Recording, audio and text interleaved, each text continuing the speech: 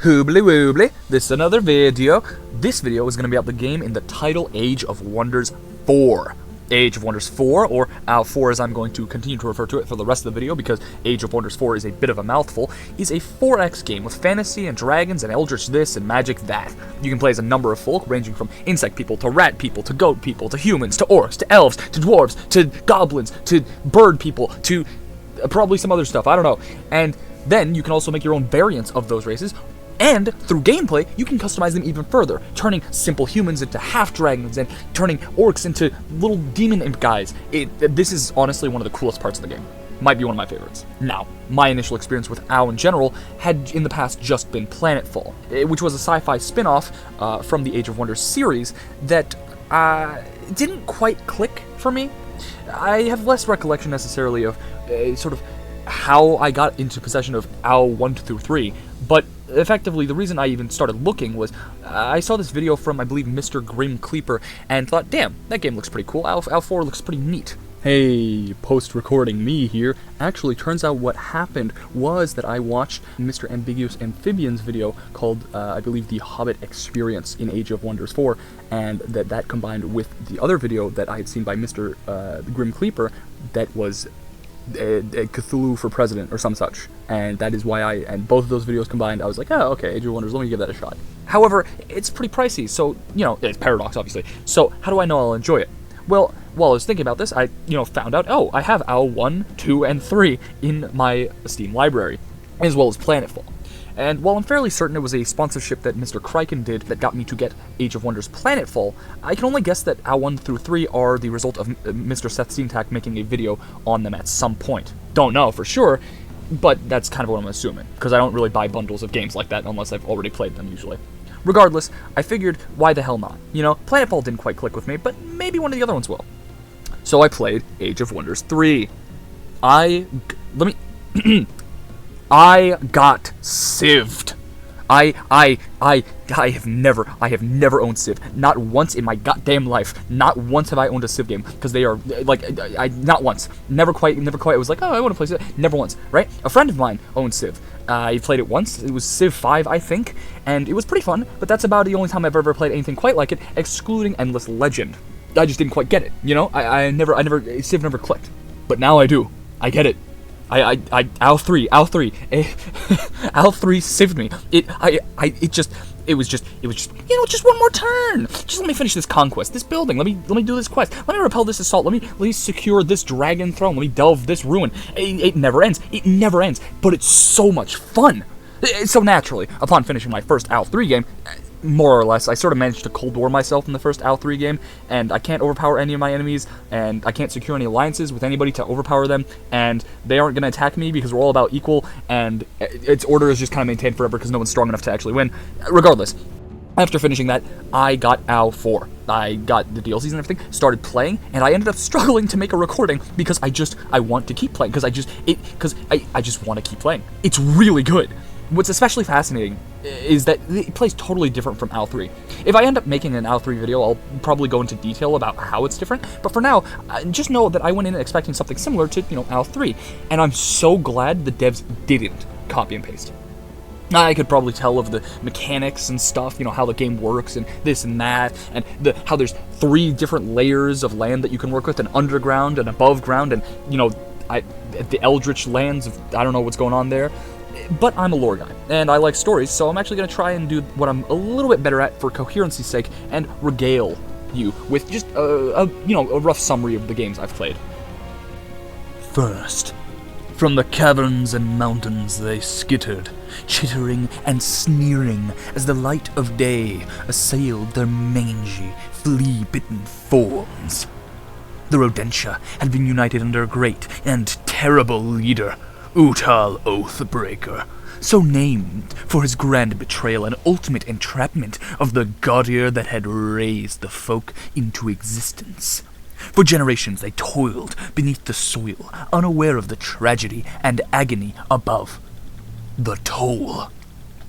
In time, the first paths out were found, and the Rodentia emerged into the light of day, building a great city where they would begin their industrial revolution. They swept over the land they had, ruthlessly exploiting every forest, every coast, and soon came into contact with the remnants of long-gone empires, and the new ones burgeoning in their wake.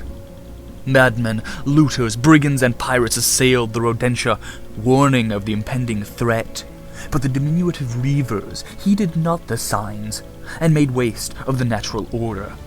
When the bells first rang, and the first toll of seasons came to pass, they were unprepared, and their city nearly buckled under the weight of their hubris.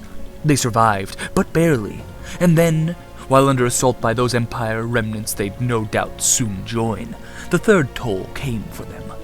The Rodentia had never recovered from the first, and so, though the second had passed them by, they accepted their fate and fled back underground to escape extermination.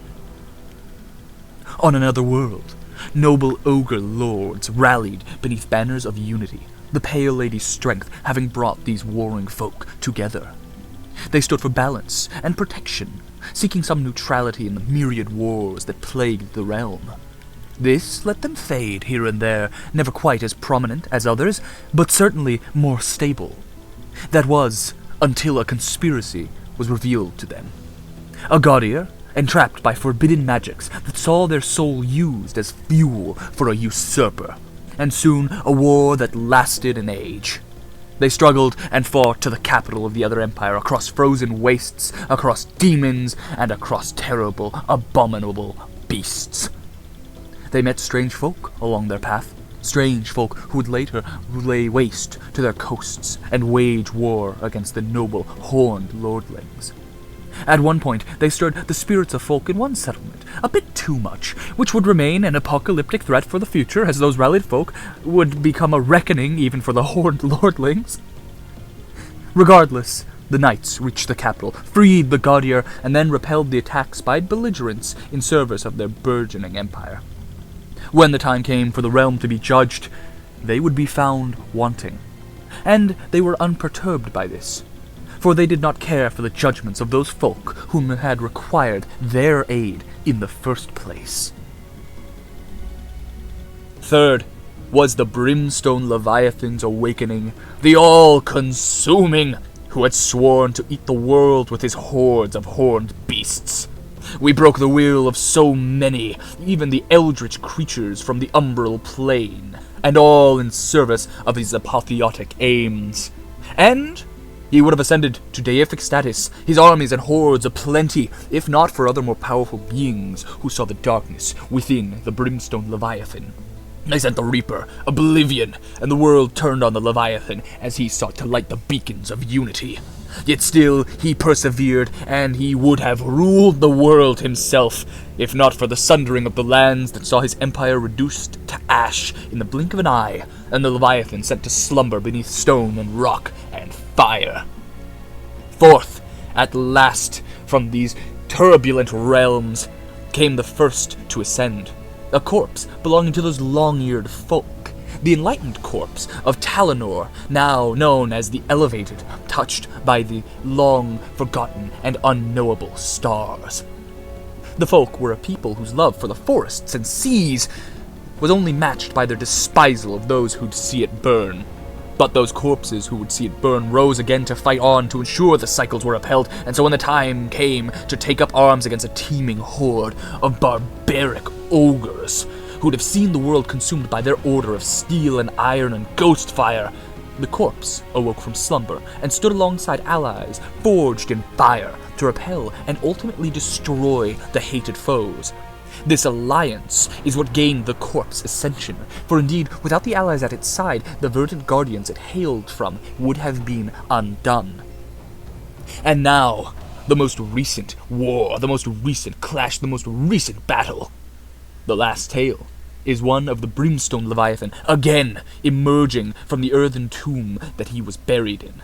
The dead are endless, and they rise alongside the horned men from below to swallow the world. Two holy orders and their vassals serve as allies of this unholy beast, brought about by their war with the ascended corpse, and at one point a prideful dragon, who later changed allegiances. Their enemies' forces were considerable, and they drew upon the strength of ages, but their corpses made for finer warriors. To counter this, the Ascended Corpse brought madness to bear, gripping the mind of mortal warriors, but even that failed in the end. There were mountains of dead, and there would be mountains more. Still, it was a strange thing, war, for it made bedfellows of those who would otherwise be at each other's throats. An unholy dragon who seeks dominion over all lands? A divine angel who is pure good and hates my guts? And some noble knights somewhere in the middle, and also a dragon who we were at war with like 50 turns ago. It's kind of funky. Regardless, a victory was gained, and in some ways a hollow one, for it was not unilateral, but this was the time when the Brimstone Leviathan finally achieved his ascension. Later, he would truly take it from the grasp of the Elevated One in a cage match, organized by the rest of the Gaudier, to judge his worthiness. And those are the current games I've played, or am playing, and, well, I'm not am playing, I'm gonna start a new one. I'm done. I got some cool stuff. I'm having a great time. I need to start another one. And you might be saying, you're not saying you will, not saying you are saying that, right? Just saying that you might be asking, why? Why play these? Why do all these different, games? Why play a game? Well, boy howdy, am I glad you asked. Or if you didn't, I am entirely neutral on the matter. Because this game has progression. When I went in, I was, again, expecting something more similar to OW 3. And again, I will probably make a video on that one at some point, but I was expecting 3. I think the developers knew this when they were making OW 4, so they seemingly took a hell of a gamble. The game feels and plays fundamentally different from 3 in a lot of ways, and one of the big ones that I'm positively giddy about is the Pantheon. From the little that I've seen of others' reactions, probably older fans of the series, its reception is a bit mixed, but I personally dig this. Instead of gaining literally nothing on a loss, or just on a game in general, other than just, having fun, I get to unlock cool stuff like a cult of personality faction trait that can be used to define my entire faction. Or I can unlock new looks for weapons and such, new cosmetics and stuff, new realms to conquer. This, if you'll excuse my franquet, is fucking awesome, dude. This shit rocks. It rocks so hard. And of course, the ultimate goal is obviously to win, right? Well, when you do, you obviously get more points, which you can use to unlock more stuff. And you get to ascend the winning ruler to godhood? ? I think it's godhood because it's a pantheon and they're called Gaudier and stuff, and it says that they're kind of like that, but then I'm a bit shaky on the lore, so have a bit of mercy on me. Hey, post-recording me here again. Surprise, surprise. So, actually, having played the game a little bit more, the Gaudier are not gods. The Pantheon is a testament to their ego. The Gaudier are just really powerful wizards who'd like to position themselves as god kings as they invade different worlds and such. It's not all of them, but it's enough of them that they're just called the Gaudier, and the Pantheon is where they meet up and talk about stuff. They're not actually gods. Regardless, you get to ascend rulers and then have them show up in other games as recruitable heroes or as other factions, basically. They lead their empires. Which is going to be crazy, by the way, with Brimbo the Leviathan over here, and doubt thee not, I'm sure I'll see him at some point. I don't even, he's like a world-ending threat, considering that he just doesn't die, like, later on. It's wild.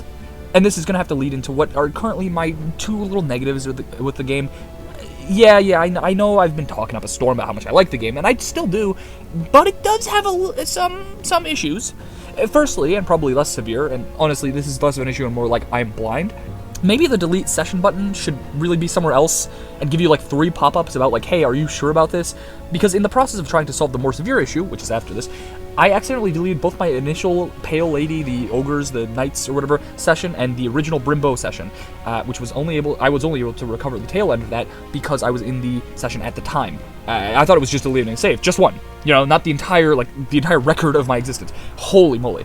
And now, the issue, and apparently this was an issue on launch as well, and I think I don't know if this has to do with hardware, optimization, at this point I'm like racking my brain, which, now this is the issue, right? And it does currently seem to be specific to like very large maps, and which are the most fun, sadly, and also maybe simultaneous turns, not totally sure. The game might be a teensy bit finicky when it comes to crashing. I don't know if it's simultaneous turns specifically, or if it's the very large maps, or if it's specifically using dragon lures. But you know what? All that, the whole, like, the first time, right? The Brimstone Leviathan was made to slumber by the gods shtick. Yeah, that's because I had to forfeit the game because the game literally wouldn't let me get to the next turn and it kept crashing into desktop and I couldn't win. And it's not cope or nothing. I was right there, dude. Like, less than 20 turns where I just would guard my stuff with, like, the best armies in the world, and then I would have won, and it just kept crashing. And then there was the other game where I was so happy to have finally won after nearly 200 turns of agony, And then one of the AI factions was effectively hard counter. This was, obviously the second Brimstone Leviathan one, where the elevated corpse or whatever, he effectively countered my entire ability to kill him, like hard countered. It was crazy. And so it was agony to just survive. And then on the very last turn, literally on the victory screen, when I click done, it crashes. Not great. I set up, because I was annoyed, I set up like a little cage match between me and him later on that I was just playing so I could ascend the guy because I was annoyed. Now, I'll admit, initially, pretty miffed. Now though, and I'm gonna stay, because here's the thing, right? The game is really, really fun. It's so much fun, at least to me, that I honestly can't bear too heavy a grudge because of one or two games. Now, granted, if it gimps me in the future, after a long time out of my ascended, like, dragons and stuff, I will be a tad displeased. However, going to classic turns and a large map, maybe avoiding expansion victory, seems to keep the game stable-ish so far, so here's hoping. In conclusion, this game is very, very fun, and I wholeheartedly recommend it. I'd say be a bit cautious when it comes to ambitious map layouts and simultaneous turns, but otherwise, have fun. It has one of the most fascinating, like, advancement systems, I guess, where you just kind of, like, gradually buff up races into, like, totally different, like, they're unrecognizable by the end. It's so cool. At any rate, I think that's it. Toodle!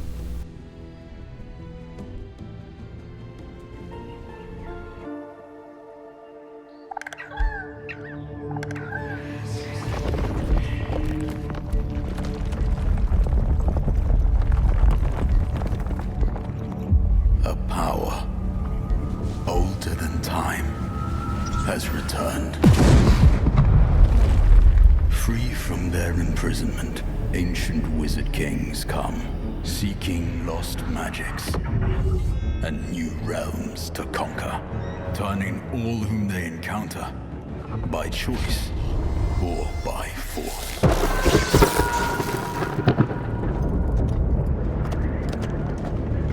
Through strife, champions arise. New unities are founded. And powerful arcane knowledge unlocked. As gods and mortals clash, the forces unleashed will shape a new age of wonders.